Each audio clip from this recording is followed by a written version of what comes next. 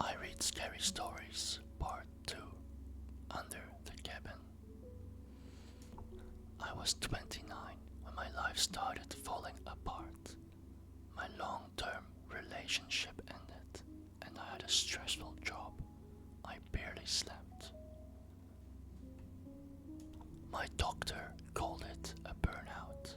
My friends said I needed to unplug, and so I did.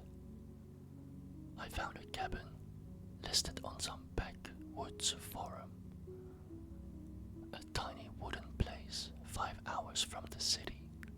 No internet, no electricity, just a fireplace and an old mattress. A cellar stocked with dry foods and canned goods. It felt perfect, isolated, cheap, and peaceful, but it was too peaceful.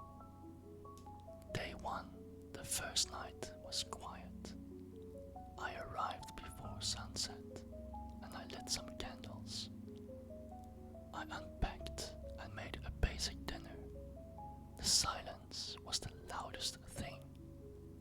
No cars, no voices, no city buzz, just the wind and creaking wood. So I journaled a bit, told myself I'd feel better in the morning, and I fell asleep. I woke up freezing, and the fire had gone out, but I also woke up with this feeling that I wasn't alone. I looked around. The cabin was still locked. Nothing was out of place, except one thing.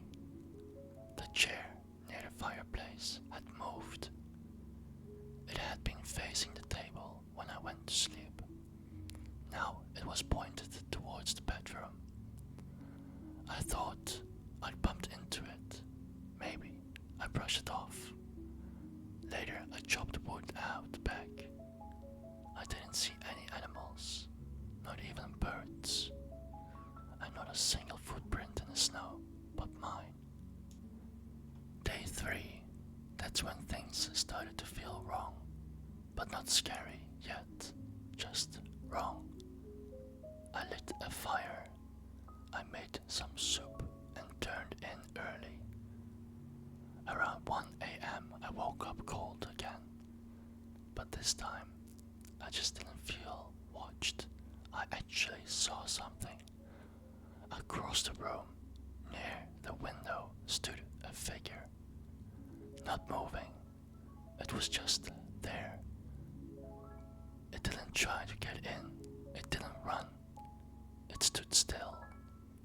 I couldn't make out the face, just 2 pale hands against the glass. I grabbed my flashlight and rifle. I threw open the door, but the snow outside was untouched. No footprints. Day 4, I was planning to leave. I packed my things, I locked the door, but just before leaving I remembered something that the owner told me. There's a trap door under the rug. Don't worry about it. It's just an old storage. I never checked it, but something made me lift it now. So there was a wooden ladder leading into a crawl space beneath the cabin. About 4 feet high, cold dirt floor. And down there I found one of my own blankets. Empty food can from my supply. A spoon and a stack of animal bones. And in a corner, a pair of wet socks that weren't mine. Someone had been living under the floor while I slept right above them.